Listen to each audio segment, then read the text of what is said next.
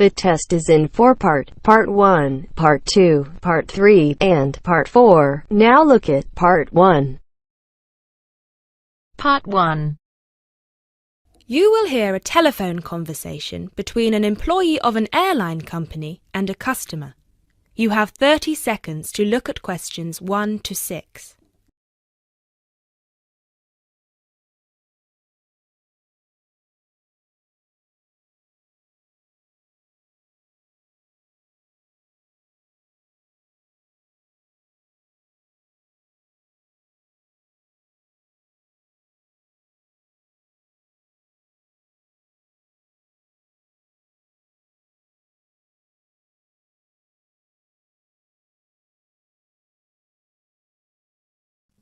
GB Airlines, this is Kyle speaking. How can I help? Hi, my name is Matt Walsh. I'm calling on behalf of Mr. John Sparrow to claim expenses for a delay in his flight last week. Good morning, Mr. Walsh. Thank you for calling. Could you please tell me the flight number and the date of departure? The date of departure was the 24th of January, 2016. I'm afraid I don't have the flight number in front of me at the moment. Okay, that's all right. One moment. Could you tell me where was Mr. Sparrow departing from? He was departing from Athens. Is that Athens, Greece or Athens, Georgia? Athens, Greece. Right. And what was the destination? It was Heathrow, London. Right. We've got 2 flights from Athens to London Heathrow on the 24th of January 2016. Was it the 3:25 p.m. flight or the 9:45 p.m.? It was the later one, 9:45. Okay, so the flight number is GB1011. Right, okay. Okay, yes. I can see that Mr. Sparrow's flight was cancelled and he was booked on the next flight on the 25th of January at 3:25 p.m. Is that correct? Yes, that is correct. According to our system, one of my colleagues spoke with Mr. Sparrow on the phone on the 24th to inform him of the cancellation and offered to book a hotel for him for the night, but Mr. Sparrow preferred to book one himself. Yes, because he didn't want to stay near the airport, as the next flight was in the afternoon. Yes, of course. Could you tell me which hotel he stayed at?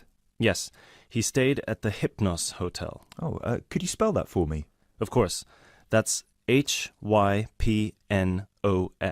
Right. Thank you for that. And could you please tell me how much the total cost was for the night? Sure. It was €73. Right. Do you have a copy of the receipt for that? Yes, of course. Would you like me to send it to you? Yes, please. Can I email a picture of it to you? Absolutely. The email address is refunds@gbairlines.co.uk. Great, thank you. No problem. Were there any other expenses you wish to claim? Actually, yes.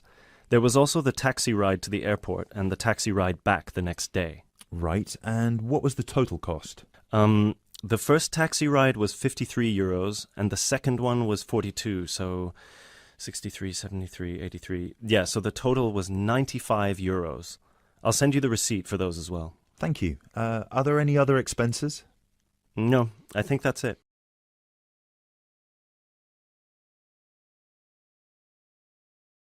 You now have 30 seconds to look at questions 7 to 10.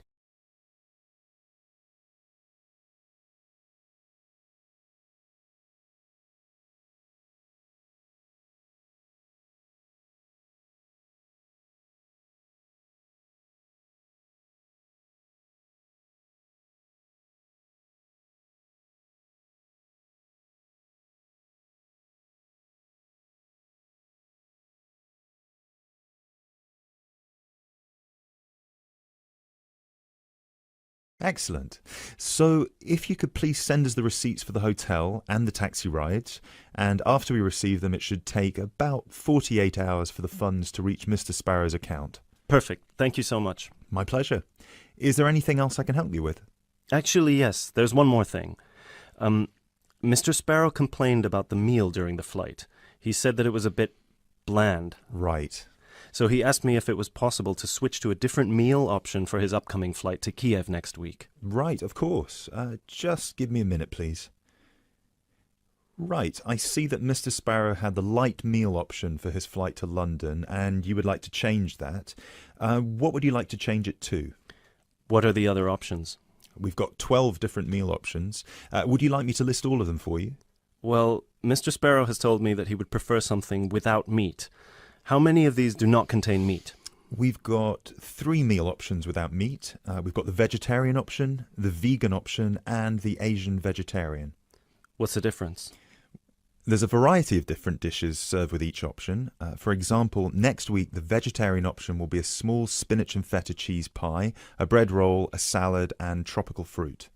And the vegan option? The vegan option doesn't include any dairy products, and it also doesn't include fowl, eggs, or honey. I'm afraid I don't have the specific menu for this week, but I can email it to you as soon as it becomes available. Oh, could you do that? That would be great. Yes, of course.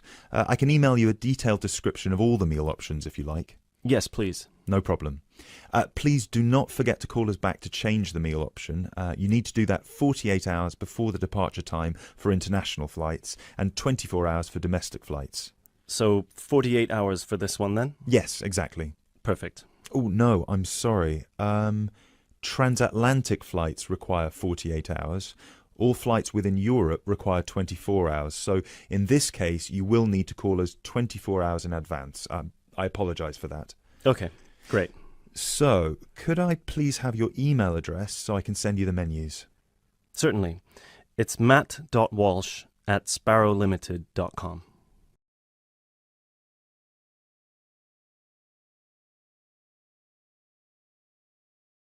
That is the end of part 1.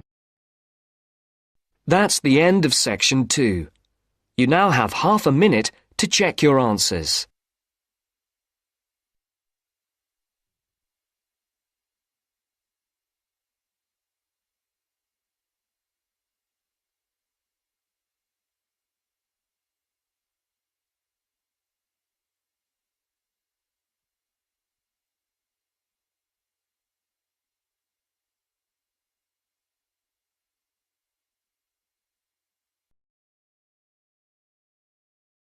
Now turns to part 2.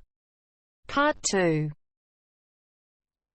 You will hear a talk about safety in different regions. First, look at questions 11 to 14.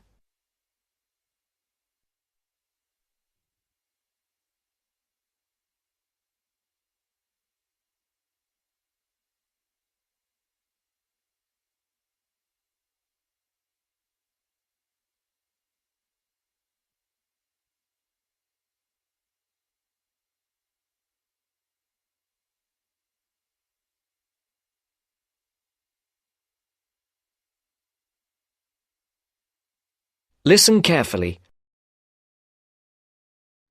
Good evening, everyone. It's great to be here to talk to you about staying safe on holiday. Before I came this evening, I did a little research on where students like to go for their holidays and came up with 2 different regions, Latin America and India. So, I've been looking at the crime figures for both areas, and I thought I'd start by talking a bit about that. Then I'll give you some advice about how to avoid becoming a victim of crime. Okay, first of all, let's look at what kinds of crime are committed most in different regions. Okay, I'll start with India. Generally, India isn't thought of as a dangerous place for individuals, but there has been an increase in handbag theft in recent years. So keep an eye on your bag when you're out in the street. Right. Now, let's look at Latin America. Of course, you do realise that not all Latin American countries are the same, but it is true to say that guns are used in a high percentage of crimes across the region. Looking at the figures, it seems that gun crime is a serious problem throughout. Before the broadcast continues, look at questions 15 to 20.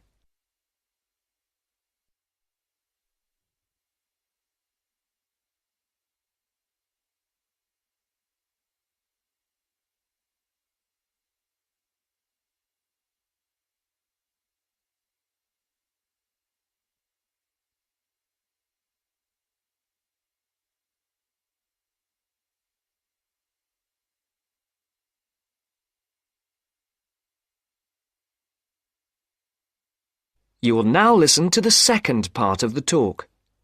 I can see some of you are thinking that it all sounds rather dangerous, but I know lots of people who've been there and had a really great time.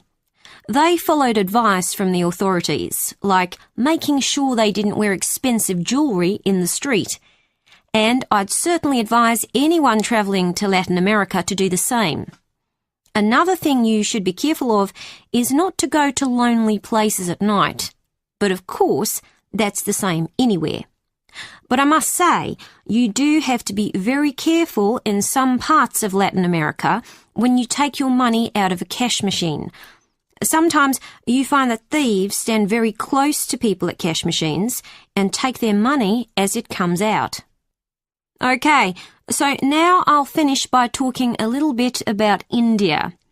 I've actually been to India, and I didn't have any feeling that it was dangerous at all. First of all, I went on an organised tour with a group of people. This is definitely the best way to go because it's so much safer. I mean, I didn't go anywhere without the group, and we had a tour guide who spoke the local language and knew the area. In fact, I remember now, she warned us not to go off with strangers, even if they seem nice and friendly. But again, you wouldn't do that at home either, would you?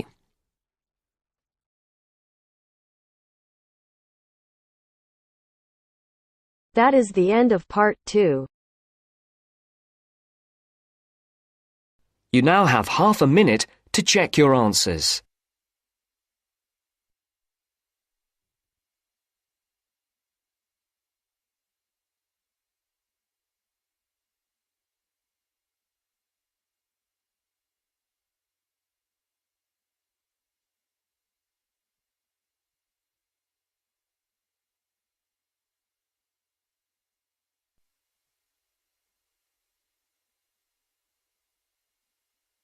Now turns to part 3.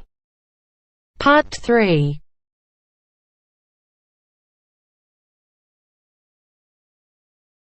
You will hear a conversation between two students working on a presentation. You have 30 seconds to look at questions 21 to 24.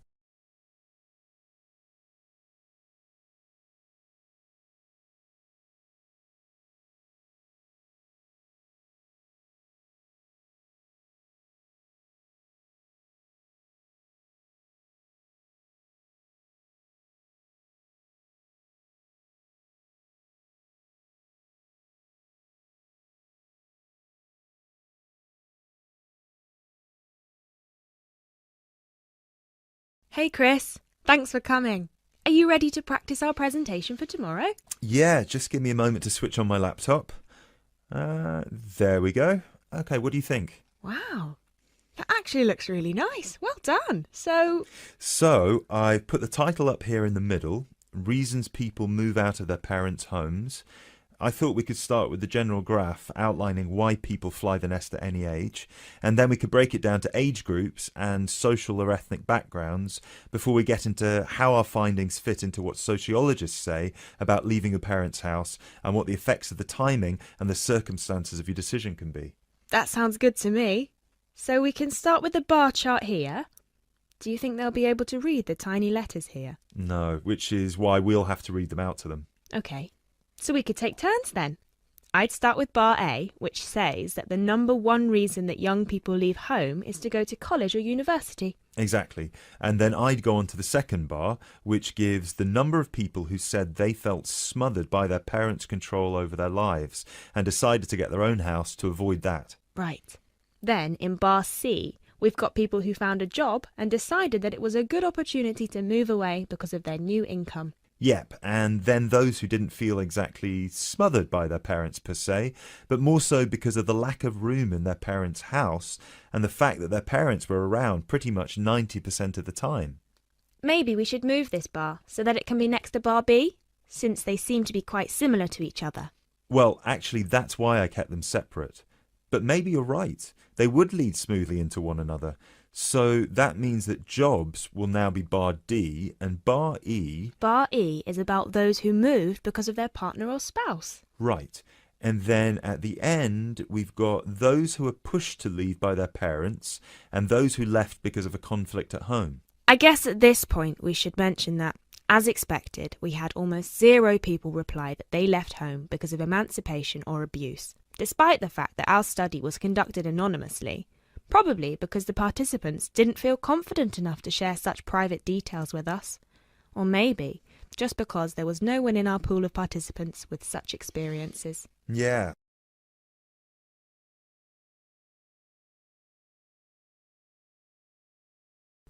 Before you hear the rest of the talk, you have some time to look at questions 25 to 30.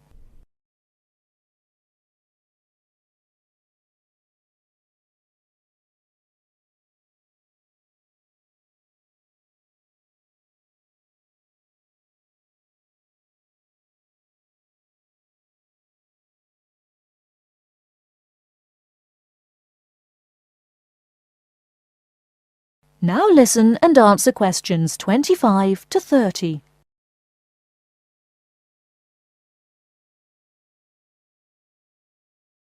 So then we can break it down to age groups and show these 4 different graphs for our 4 age groups. Under 18s, 18 to 20, 21 to 24 and 25 and above. Shall we take the graphs by age, or should we start with the second group? What do you think? Because we haven't got that much data on under 18s, and starting with 25 and above would also feel a bit strange to me, seeing as it was our second smallest group, and most participants were between 18 and 24 when they moved out of their parents' home. Yeah, you're right. Perhaps we should start with our 2 biggest groups and then move on to the other 2. So, you can present 18 to 20, and I can present 21 to 24, and then we can maybe present the other 2 groups together. I think it's best if we present them separately, since the findings are so different. Yeah, I guess you're right. So, I can present the under 18s, and you can present the 25 and over. Perfect. Or, wait, should we do it the other way round, so it flows more naturally? Yeah, sure. And then we can include a brief note at the end for those who haven't moved out yet. Yeah, great.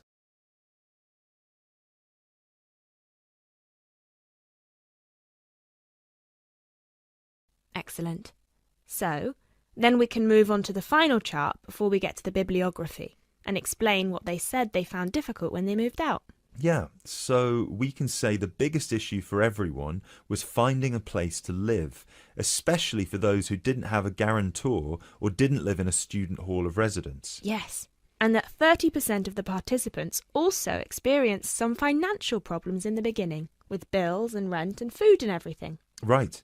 Then an even larger number reported that they didn't expect to miss their family that much, but ended up visiting their parents' home often just to see them and spend some time with them. Although... Now turns to Part 4. Part 4. You will hear an orientation lecture on sports therapy. First, you have some time to look at questions 31 to 40.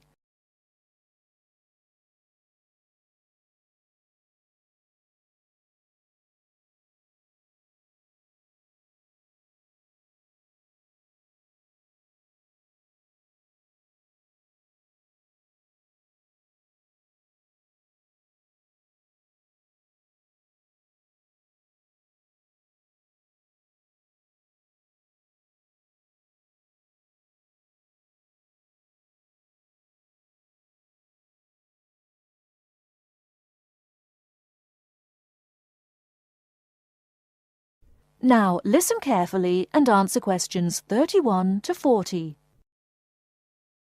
Good morning and welcome to the University's Open Day and to our lecture on sports therapy.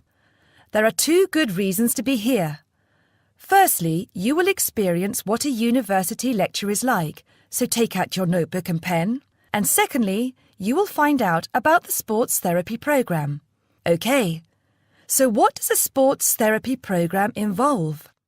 Everybody in today's society knows the impact sport, health and fitness makes on the population's physical and mental health. Studying at Kent will develop your understanding of the ideas and issues within the sports therapy, health and fitness industries. Sports therapy is one of the fastest growing careers within the sports sector. The programme teaches you all the specialist knowledge you need in order to work within these industries. This includes scientific aspects such as anatomy and physiology and sports psychology. You learn how to design training programs and lifestyle profiles for a range of clients and to understand the role of sports promotion and event management. The degree also covers the treatment and prevention of sporting injuries and the importance of referral programs. There will be a full description of these subjects for you available at the door when you leave this lecture. Now, just talk a little about teaching and assessment. The programme involves taking part in and designing practical sports sessions, lectures, small group seminars and private study. On average, you have 6 lectures, 3 practical sessions and a 1-hour-long seminar per week, and you also spend additional time developing your coaching and theoretical knowledge in real-life situations. At Stage 1, the first half of the year is assessed by 100% coursework and observed assessments. A majority of the modules also have written exams within the final half of the year, with the rest practically assessed. Stage 2 and 3 assessment varies from 100% coursework to a combination of examination and coursework, usually in the ratio 50-50, 60-40 or 80-20. You're probably wondering what career paths you can take once you've completed this degree. Well, careers can vary from employment in health and fitness clubs, sports injury clinics, sports development within local authorities, or with national governing bodies of sport, working in community leisure or sports attractions, self-employed personal trainer or sports therapist. There are some requirements you need to fulfill to enter this course. International students can qualify with the following: school certificates and higher school certificates awarded by a body approved by the university, matriculation from an approved university with a pass in English language at GCSE O-level or an equivalent level in an approved English language test, passing one of Kent's foundation programmes, provided that you meet the subject requirements for the degree course you intend to study, or an examination pass accepted as equivalent to any of the above. In order to enter directly onto a degree course, you also need to prove your proficiency in English, and we ask for one of the following: average 6.5 in IELTS test, minimum 6.0 in reading and writing, Grade B in Cambridge Certificate of Proficiency in English, Grade A in Cambridge Advanced Certificate in English, a pass overall in the JMB/NEAB test in English for overseas students, with at least B in writing, reading and speaking modules, a TOEFL score of at least 580 written test or 237 computer test. If you haven't yet reached those standards, Kent runs a foundation course for international students, which gives you a year's academic and language training before you begin on your degree. Right, that's about it. Any questions? That is the end of part 4. You now have half a minute to check your answers.